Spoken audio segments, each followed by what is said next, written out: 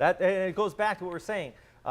This system as a whole is pretty serious, and we're already getting these type of damages in place, Lauren. Right, and I know we've got a lot of friends, a lot of family out that way, right? So telling them to get in their safe spot, we were not kidding today. This is definitely a significant system, a significant and dangerous tornado, as you can see from those photos. That was for St. Johns County. I cannot express that enough.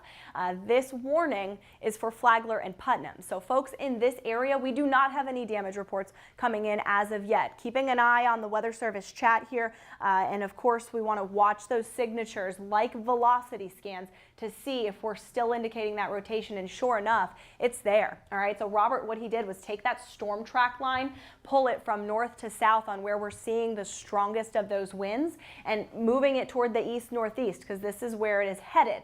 So Flagler County, Corona, Flagler Beach, and unfortunately, Robert, we're getting that purple scan every now and then, which is just basically no good. That's no data.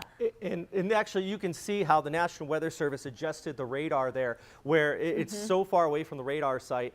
It's purple, so they just lifted it up, and now we're starting to be able to visually it. But this is a loft, and that's why we say it's radar indicated. But even though it's radar indicated, we have confirmed tornadoes from the same system. Right. And this system has a history of producing severe weather for the last several days across portions of the country. And so because we're getting kind of the remnants of that, we know it comes from a strong base, right? And so those strong storms continuing to pull toward the coast. I would say once we really get past this one, we're going to be able to kind of take a breather here and reset to kind of see and assess what has happened so far today.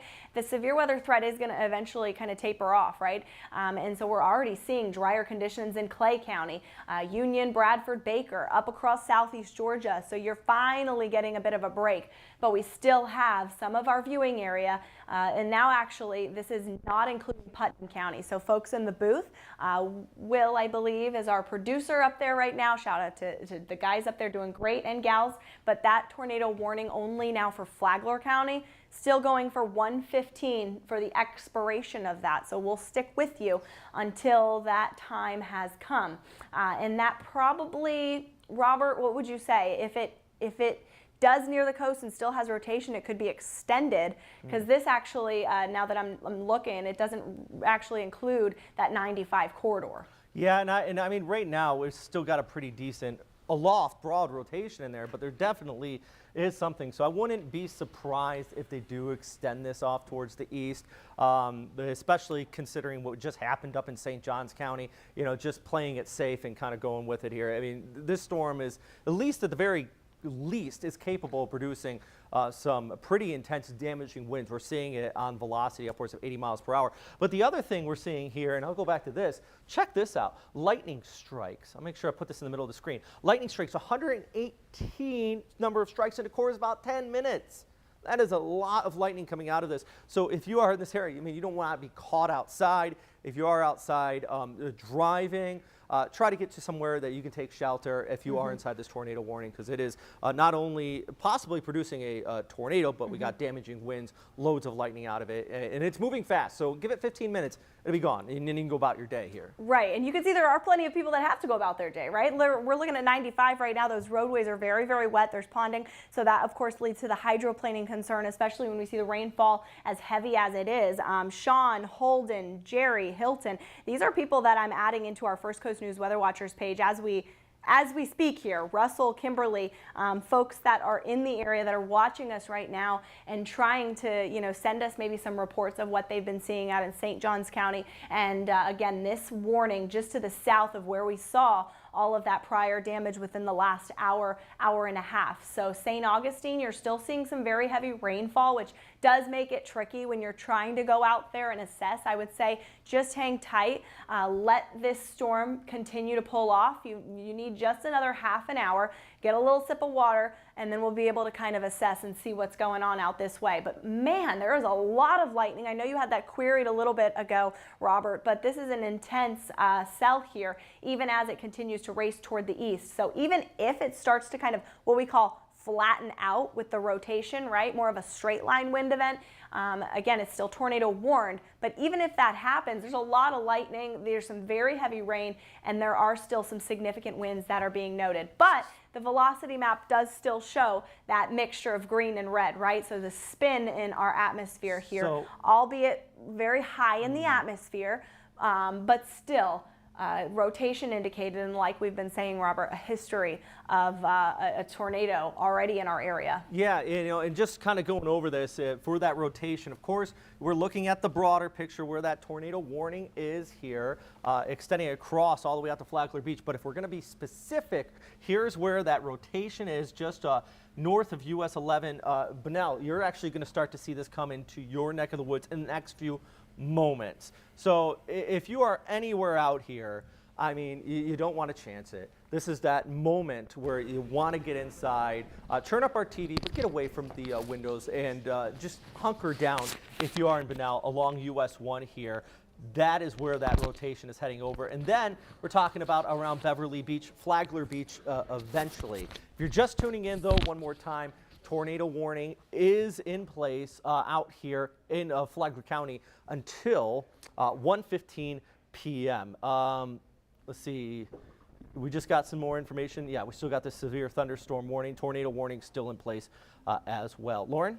Yep, and so actually what we're seeing now, Robert, is another severe thunderstorm warning that's been issued on top of that for the rest of Flagler County. And forgive me if you just said that. I'm multitasking at its finest. I just added 10 more people into the Weather Watchers group, and I'm watching and trying to analyze this data along with you guys. But this severe thunderstorm warning is really the core of it right now in that Bunnell area, okay? So we're looking at it moving toward the north still, or northeast rather, at 60 miles an hour. So maybe just kind of increasing in that forward motion ever so slightly. And that's okay. We'll get rid of this storm as soon as we can. We just are really, really cautious right now with the potential for a tornado in Flagler County. This severe thunderstorm warning, I believe if we zoom out a little bit more, it does now include Palm Coast. Remember, we were mentioning our friends in Palm Coast who watch us, who are kind of in between TV markets, Orlando and Jacksonville. We're here tracking this on your side because we know that there are people in the area that are going to experience these strong winds and wondering what is going on. All right, so we're being your weather team you can count on this afternoon. Lots of lightning. You're probably hearing the thunder. And like Robert has said, and I have said, and you've heard others say, there's a very heavy rain. So there's really not much to see other than the overcast conditions and the clouds and the rain. So don't be going outside to look for said tornado. And in fact, there are no reports as of yet, Robert, right? Yeah, I haven't seen any reports on this particular cell of a tornado warning or anything like that out here, but I do want to show you kind of the broader picture. Or, excuse me, I'm sorry, I'm getting my words mixed up here. This is tornado warning. We haven't had a confirmed tornado with this particular cell in Flagler. Right. Yeah, but this is just showing you, of course, we've been watching these storms all day, Lauren. You remember out ahead of it, we had winds 40, 45 miles per hour. Right. That fueled this up. So that was separate, kind of fueling in this. Storms rolled across Jacksonville. You see the backside of our picture here starting to move away. Yep. Then around 11:40, we did get that tornado confirmed in St. Johns County. That was a separate incident with very serious debris ball. Also getting some pictures sent into our newsroom. We've been seeing a few of them floating around here of some pretty decent damage as well around International Golf Parkway. Also, this is moving towards the south. So, Lauren, I'm sure you can attest to this. Once this line passes, this should start to stabilize the atmosphere, and our main threat should start to be over as far as tornado warnings and stuff like that. Right, exactly right. I'm watching some video that folks are sending me too of the strong winds that were in that Trailmark neighborhood when we saw that damage in St. Johns County. So think of it as this wind energy, like Robert has said, as fuel for the fire, right? And not only that, winds increase with height. And so up in the atmosphere, we're seeing even stronger winds. And a lot of times what we have when we have rotation in that storm is that rotation is able to get translated all the way to the surface thanks to those strong winds. So wind increasing with height, little science here is, right, the increasing shear in the atmosphere. But then we also have the directional shear where we have the winds kind of twisting a little bit with height.